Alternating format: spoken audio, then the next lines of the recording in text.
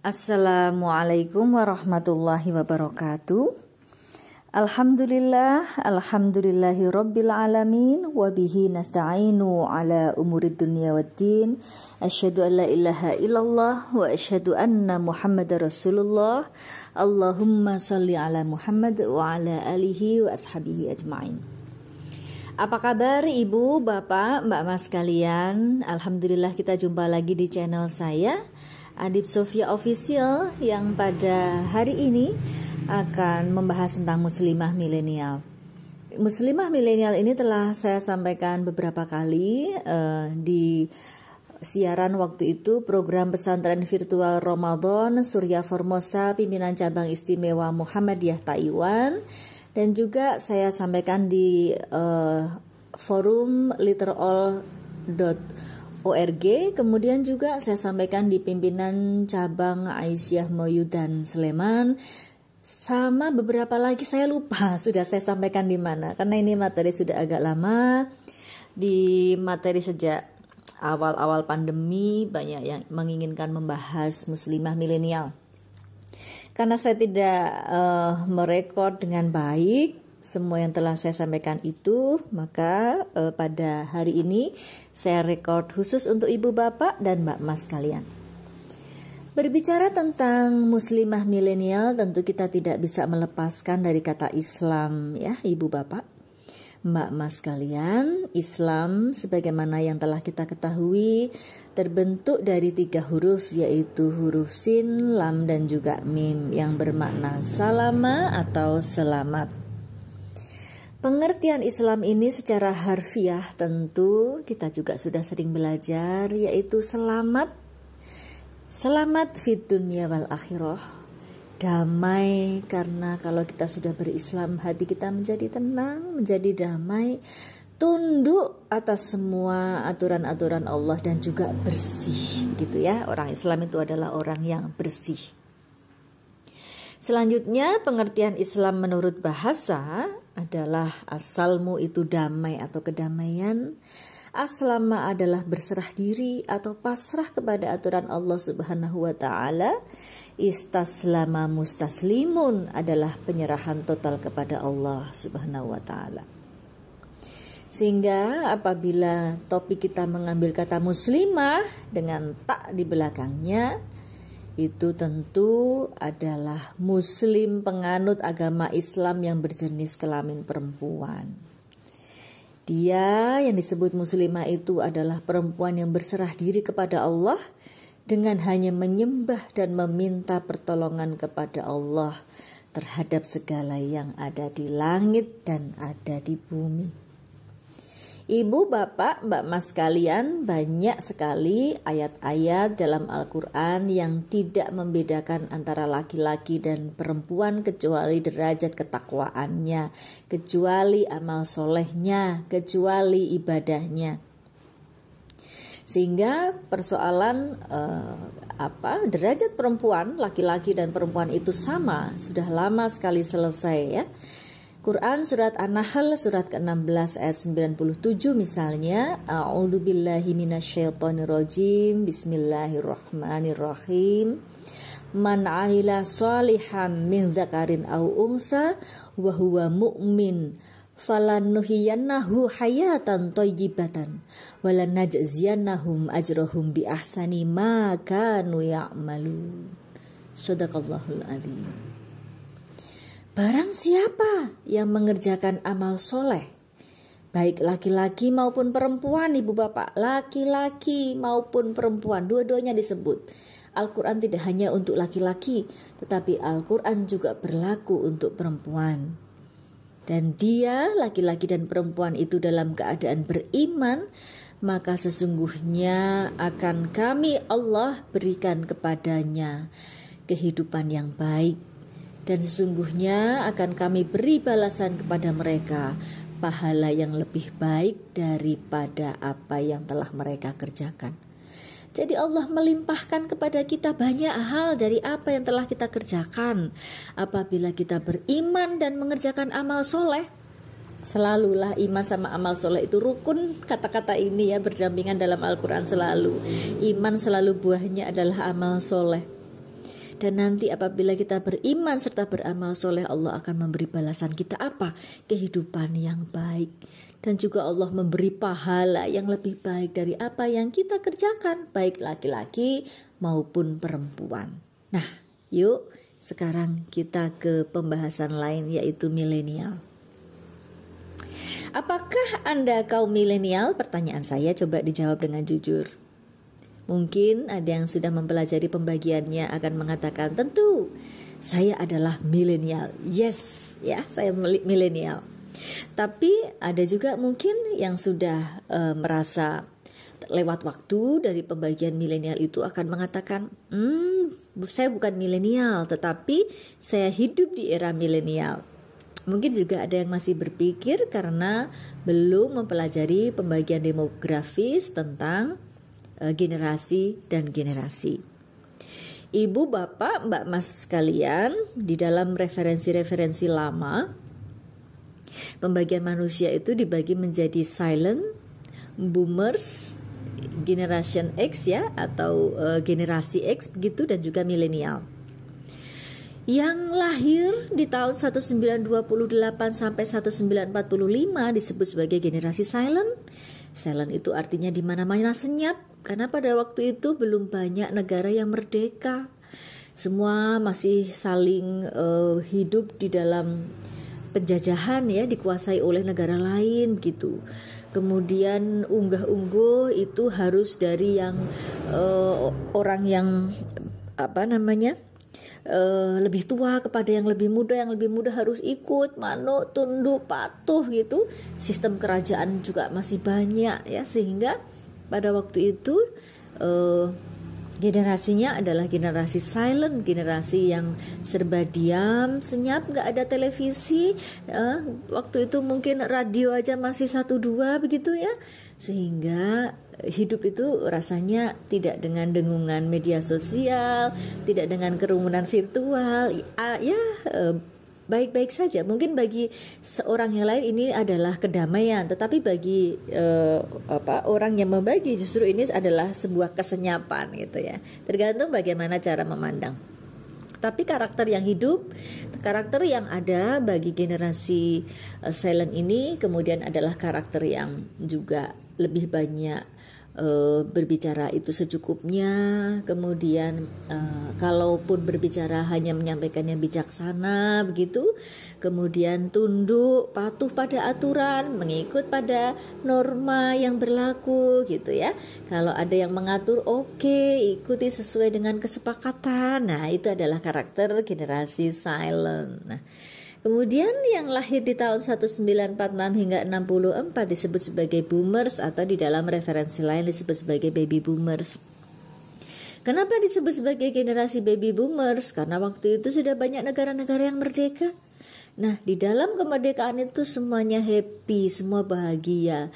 Nah, ekspresi dari kebahagiaan itu adalah bersukacita, mencintai, saling mencintai. Dengan menghadirkan rasa suka itu kan kemudian banyak bayi-bayi yang terlahir di tahun-tahun itu ya, tidak ada penjajahan lagi, rasanya senang sekali, merdeka sekali begitu. Dan orang yang lahir kemudian menjadi banyak. Akibatnya ketika jumlah penduduk itu meningkat drastis, ada karakter yang terlahir dari generasi baby boomers, yaitu karakter kompetitor. Makanya biasanya mereka itu adalah pekerja keras ya. Mereka adalah orang yang senang dengan lomba-lomba atau bersaing di dalam mendapatkan sesuatu, karena mereka terbiasa berhadapan dengan orang yang tiba-tiba menjadi sangat banyak itu ya. Oke, selamat untuk generasi baby boomers. Anda adalah generasi yang sangat senang untuk selalu menjadi yang terbaik. Oke, selanjutnya adalah generasi yang lahir di tahun 1965 hingga 1980, namanya adalah generasi X gitu. Bagaimana karakter generasi X? Karakter generasi X ini adalah generasi yang masih sedikit memperoleh teknologi ya, misalnya televisi, makanya mereka disebut sebagai TV generation juga ya. Jadi mereka juga merupakan orang-orang yang mengakses televisi, radio, tapi hanya sebatas itu teknologinya. Mereka masih suka main lompat tali, gobak sodor, masih kenal sama bende ya. Keakrabannya masih bagus. Sosialnya masih bagus dengan perjumpaan-perjumpaan fisik, tetapi mereka juga sudah mulai melek teknologi. Jadi ciri khas dari generasi X ini adalah generasi yang adaptif terhadap perubahan, karena dia pernah mengalami sesuatu dari keindahan masa lampau sekaligus juga welcome terhadap datangnya teknologi. Nah, selamat untuk generasi X. Nah, kemudian untuk yang generasi di bawahnya yang lahir tahun 1981 hingga tahun 1996 disebut sebagai generasi milenial atau bisa juga disebut sebagai generasi Y. Nah, generasi milenial ini adalah generasi yang sudah mengenal teknologi. Teknologi itu cepat sekali gantinya, 3 bulan sekali ada, bahkan 2 bulan sekali ada. Kemudian ada teknologi yang 4.0 dan sebagainya ada di sini. Karena apa? Karena manusia ilmu pengetahuannya semakin meningkat gitu ya. Manusianya juga semakin banyak, menjadi sekian miliar begitu. Sehingga kompetisi juga sudah semakin melebar, sudah semakin banyak. Persaingannya sudah mengglobal, bukan lagi hanya sekedar bersaing di lingkungannya. Ini agak berbeda dengan generasi baby boomers yang bersaing di lingkungannya. Tapi kalau ini bersaingnya itu seluruh dunia. Sehingga penguasaan terhadap teknologi mau tidak mau harus lari, harus cepat gitu. Inilah mengapa generasi milenial kemudian fokus pada teknologi sehingga mereka kurang bersosialisasi, tapi mereka cerdas menangkap sesuatu itu dengan cepat gitu. Ya, ada plus minusnya dari setiap generasi. Mudah-mudahan kita bisa membahasnya dengan baik. Ini referensi yang agak lama ya Ibu Bapak sekalian. Nah, sekarang kita ke referensi yang lain yang sudah juga memuat generasi Z, yaitu membagi menjadi yang silent tadi disebut sebagai maturis dengan pembagian tahun yang agak berbeda ya. Kemudian yang boomers tadi disebut sebagai baby boomers atau TV generation begitu. Kemudian ada generasi X atau baby boost. Kemudian ada generasi Y atau generasi millennial generation ya. Nah, ini juga kemudian diberi setelah itu generasi Z namanya di tahun 2000-an ya. Lahir tahun 2000-an namanya generasi Z. Nah, ini yang disebut sebagai the next generation. Kalau sekarang ada lagi tambahan satu yaitu generasi alpha. Itu lebih lagi bayi-bayi yang masih lembut-lembut, masih di TK, masih di playgroup, generasi alpha. Nah, generasi Z ini nanti kapan-kapan akan saya bahas secara terpisah, karena di majalah saya Suara Aisyah juga sudah membahas karakter khas generasi Z. Kapan-kapan saja. Karena fokus kita sekarang adalah muslimah milenial yang seusia dengan saya ke bawah ya. Oke, generasi milenial ini mempunyai karakter seperti apa Ibu Bapak sekalian? Yang pertama ini ya asumsi-asumsinya ya. Ini asumsi-asumsinya dulu. Bahwa karakter generasi milenial ini multitasking ya, multitasking. Generasi ini bisa mengerjakan banyak tugas di dalam satu waktu. Misalnya sambil Anda menyimak YouTube saya ini, sambil masak, sambil pula ngomong anak gitu ya, sambil ngerjain tugas di kantor, sambil baca buku, sambil yang lain. Dalam satu waktu mungkin dia bisa, seorang generasi milenial bisa zoom sampai beberapa perangkat gitu ya. Mudah sekali. Mungkin dia mempunyai posisi yang banyak juga, sebagai ini, sebagai itu, sebagai ini, dalam satu waktu mengerjakan secara bersama-sama. Nah, itulah keunggulan generasi milenial. Kenapa? Karena sudah menggunakan teknologi sehingga banyak banget dunia yang dilipat gitu ya. Sehingga banyak banget hal-hal yang bisa diefektifkan seefisien mungkin, sehingga waktunya bisa diselesaikan dalam waktu yang cepat dengan tugas yang banyak. Kemudian yang kedua, gadget addict Ibu Bapak Mbak Mas sekalian. Generasi milenial ini selalu pegang HP. Mau gak mau ya, kita lihat Gak bisa dipisahkan dari HP, rapat HP, koordinasi HP, pertemuan keluarga HP, semuanya dari HP, jualan HP kan gitu ya. Transaksi semuanya ada di HP. Kunci-kunci pembuka, menyalakan AC, semuanya pakai HP gitu, remote control semua pakai HP, sehingga gadget tadi, kalau misalnya HP ini ketinggalan akan terasa menjadi separuh nyawa gitu ya. Aduh Bu, gak usah rapat aja hari ini karena separuh nyawa aku carry. Apa sih separuh nyawa? HP, ternyata cuman HP gitu ya. Kalau saya alhamdulillah sering banget HP ini ketinggalan pun tidak masalah, kita masih bisa pakai perangkat yang lain, atau kita merasakan free bersosialisasi tanpa HP.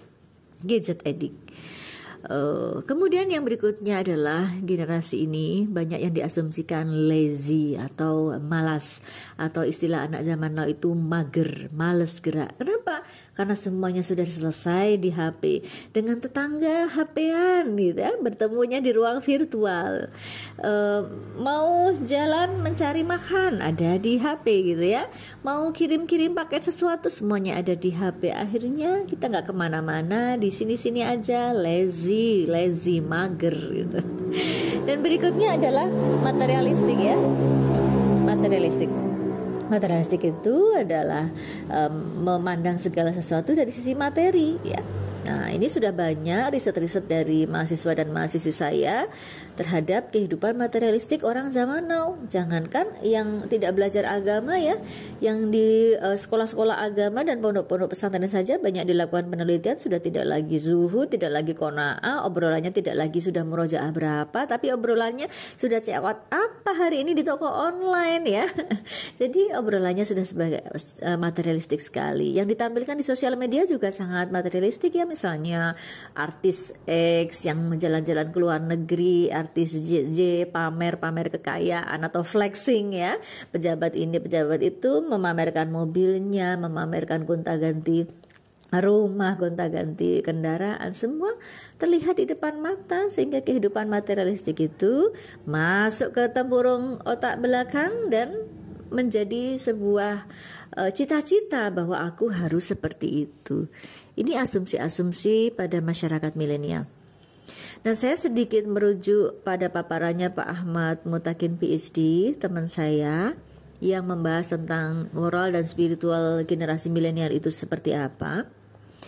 Menurut beliau begini, generasi milenial itu di dalam beragama seringkali mereka membutuhkan spiritual tetapi tidak terorganisasi gitu ya. Jadi mereka tidak masuk di dalam satu sistem keorganisasian tentang agama, tapi mereka beragama gitu ya.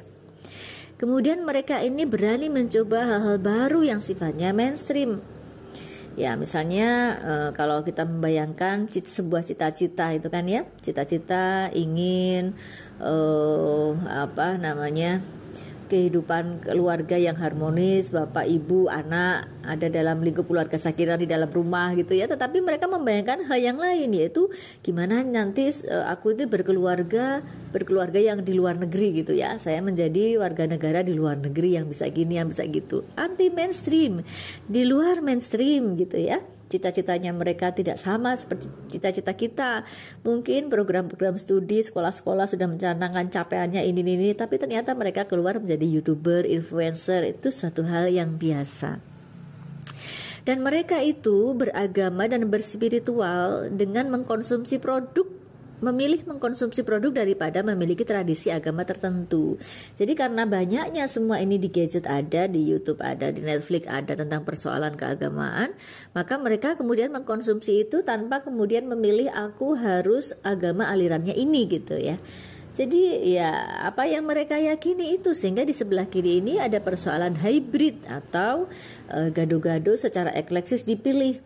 Kalau yang ini aku milih ini, yang ini milih ini, materinya di YouTube semuanya ada dan dipilih yang cocok dengan kehidupan dirinya. Nah, kemudian kalau mengambil data mengambil manfaat secara instan gitu ya. Membaca-baca kitab-kitab dalam beragama malas banget. Gimana caranya membaca ringkasan dari kitab-kitab itu?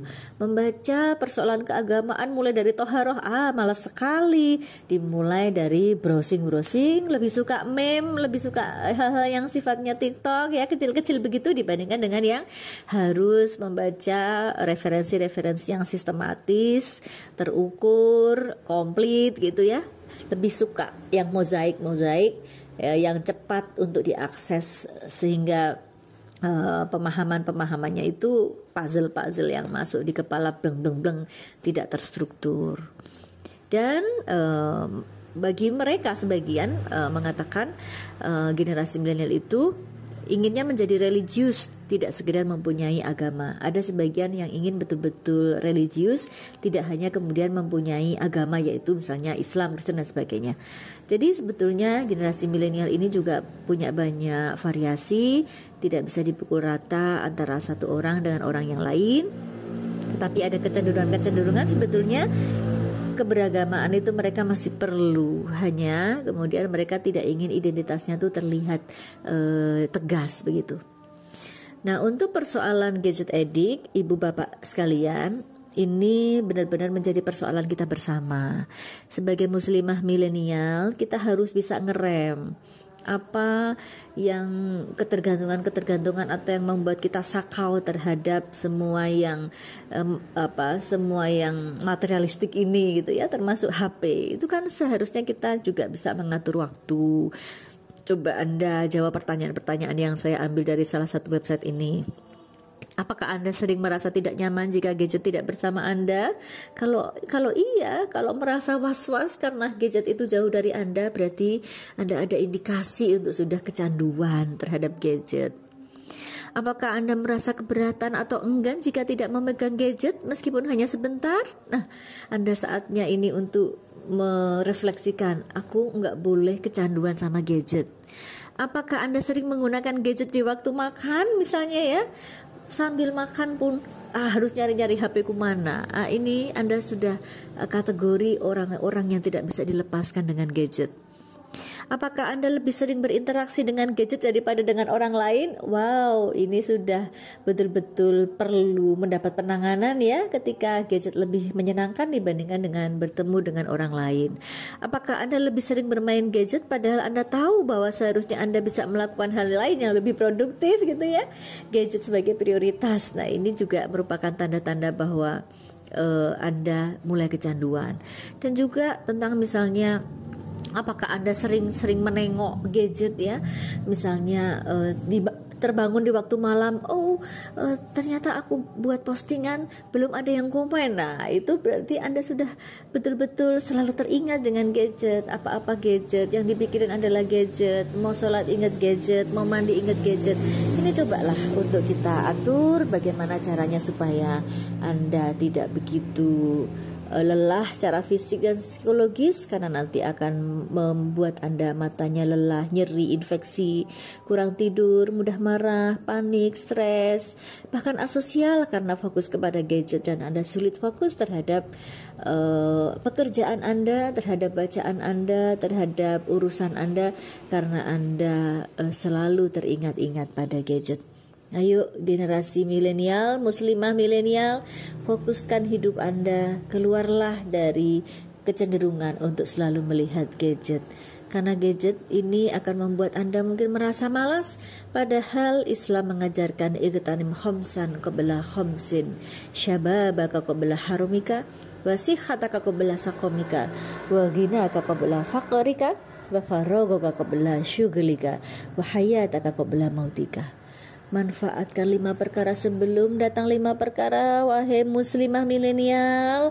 Mudamu sebelum tuamu, sehatmu sebelum sakitmu, kayamu sebelum miskinmu, waktu senggangmu sebelum sibukmu, dan hidupmu sebelum matimu.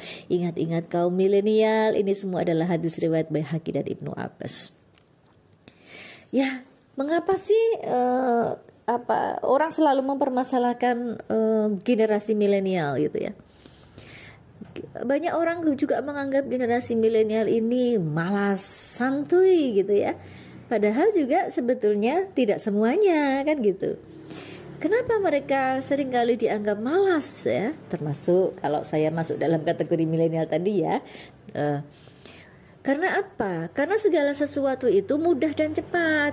Teknologi membuat kita mencari sesuatu itu dengan cepat dan menyelesaikan sesuatu juga dengan cepat. Makanya karena cepatnya itu, waktunya kan kemudian waktu santainya menjadi lebih banyak. Generasi milenial ini anti ribet ya, efisien dan efektif yang dilakukan, menyelesaikan tugas dengan efisien dan efektif mungkin sehingga cepat selesai.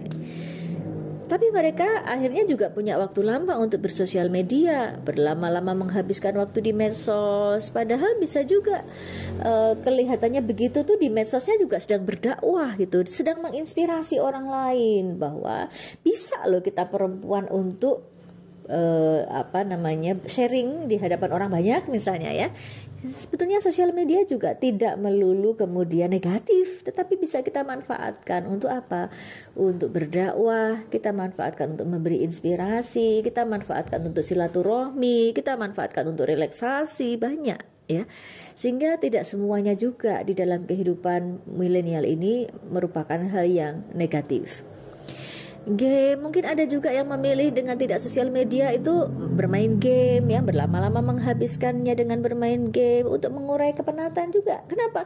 Karena tadi yang efisien dan efektifnya tadi udah dapet ya, sehingga mereka membutuhkan pelampiasan sebentar untuk ngegame misalnya ya. Atau ada juga yang memilih berlama-lama menyimak video itu baik YouTube, Netflix dan sebagainya yang berbayar.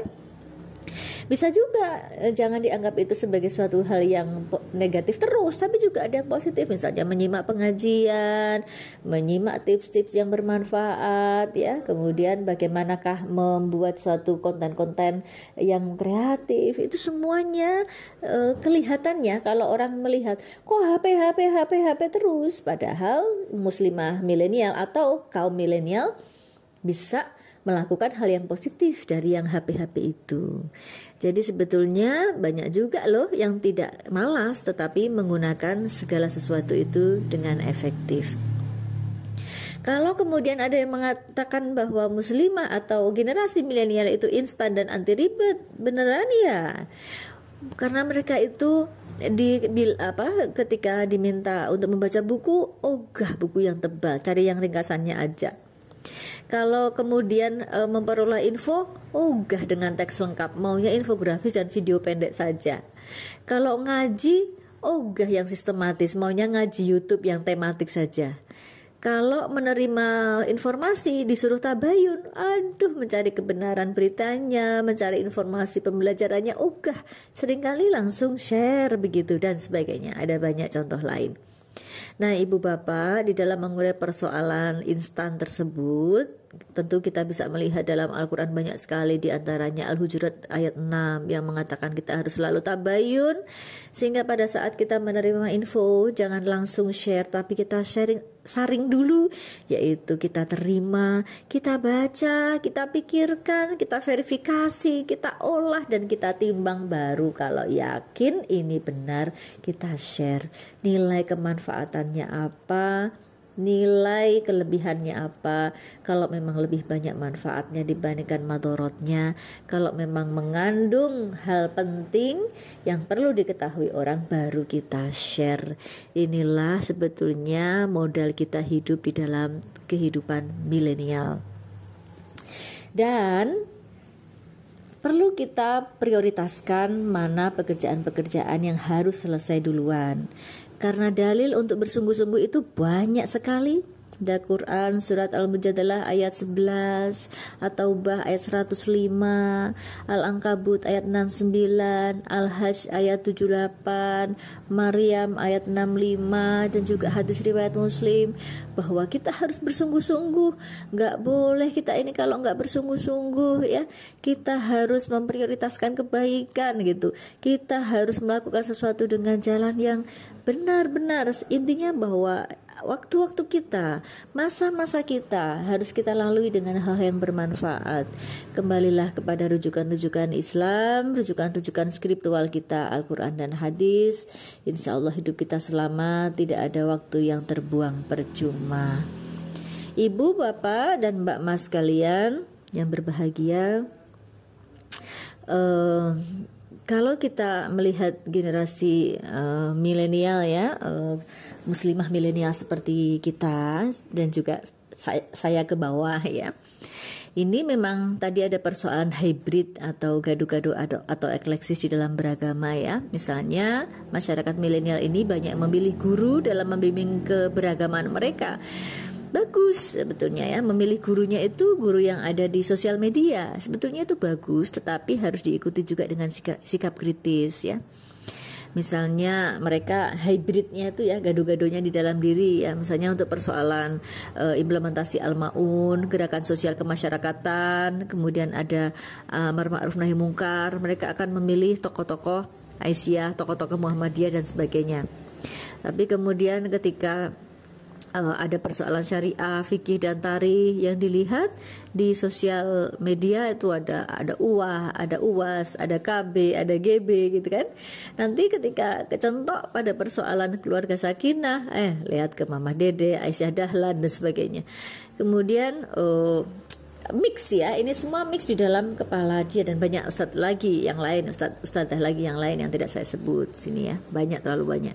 Jadi di kepalanya ini seperti gambar di tengah ini mozaik, banyak sekali, tidak terstruktur. Karena apa?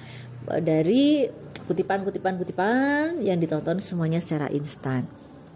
Ya yang pasti mau ngaji aja udah bagus, generasi milenial mau ngaji aja bagus, karena riset keberagamaan milenial di Amerika, di Australia, di Arab dan di Indonesia itu menunjukkan sebetulnya justru keberagamaan itu menurun ya. Jadi kalau misalnya ada yang ngaji dengan puzzle-puzzle ini sehingga menjadi mozaik, itu sudah alhamdulillah dibandingkan dengan keadaan warga milenial lain di berbagai belahan dunia.